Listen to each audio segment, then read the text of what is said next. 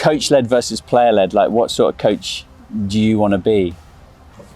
You know, I think in cycling is a sport that we are traveling so much during the year, and we have 30 riders, and we play or we race only 7-8 riders each race, and some riders they never meet during the season from February to October because we have always 2 teams or 3 teams racing at the same time.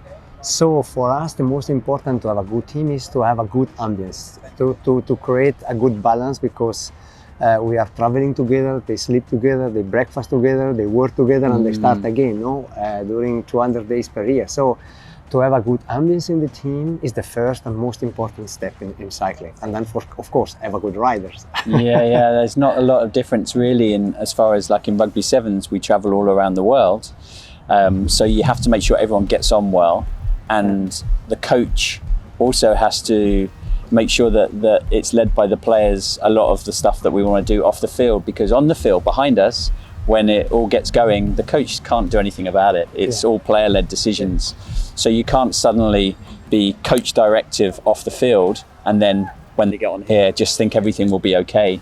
So you have to allow them to start to decide and run the culture themselves and the coach comes in to help guide them so that they can be their best version on the field.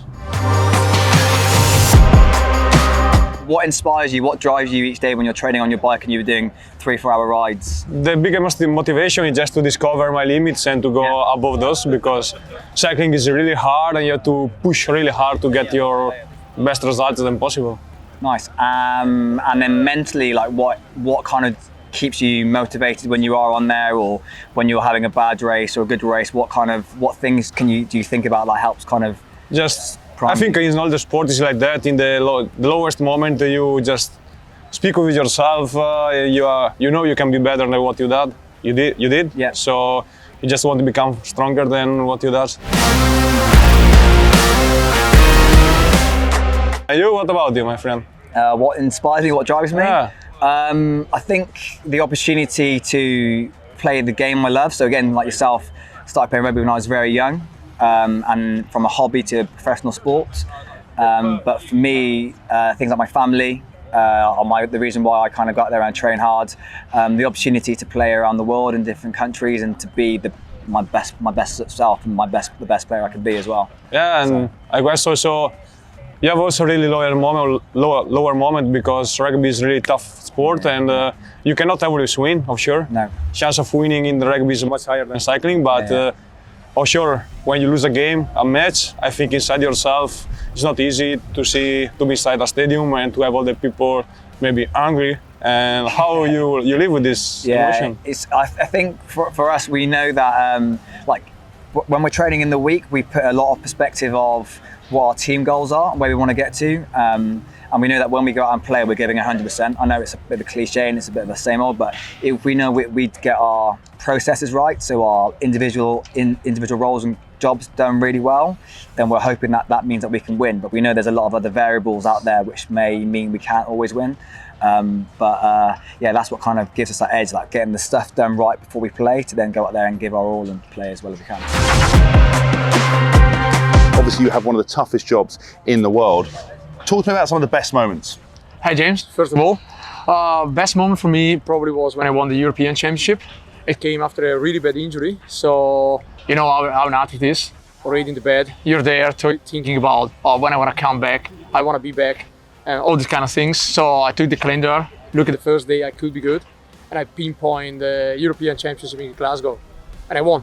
That's amazing. Oh, that was pretty amazing. What was your injury? I break my spine. Like talk about a serious injury, right? Yeah. What, from a fall from riding? I fall like in Paris-Roubaix. Right. One of the hardest races on the planet. It was actually a stupid crash, but you know, sometimes from the stupid crashes come the stupid injuries. Yeah. And that was one of the cases. And what did it? Once you broke your spine, did it cause nerve issues? No, I was okay. Okay. But the only thing is that's quite funny. It was into the cobblestones, so cobblestones are pretty bad. Yeah. I crashed on the grass, but then of course they get to put me in the ambulance. We were still 1.5 K in the cobbles, in the ambulance, with my spine broke like this in the ambulance, coming off, asking to the guys, goes, no, please. So that was the lowest point, and then probably your was return the from point. it was the highest point. Yeah. What's actually the moment you like the most? What's your high? So for me, it's an interesting one because it's quite tricky sometimes to really pinpoint those amazing moments. Like your story was amazing, injury to reach the pinnacle. For me, I'd say the Six Nations where we won the Grand Slam. I'd failed 3 times before. We'd lost against Ireland twice. We'd lost against France, and then I lost against Wales. Then to finally beat France in France, 2016. Nobody can take that away from you. And I think it was really important. The media had kind of been quite critical of myself and other people, and it was great to get that moment because just like your win, no one can ever take it away from you. Oh, that's beautiful. That's beautiful.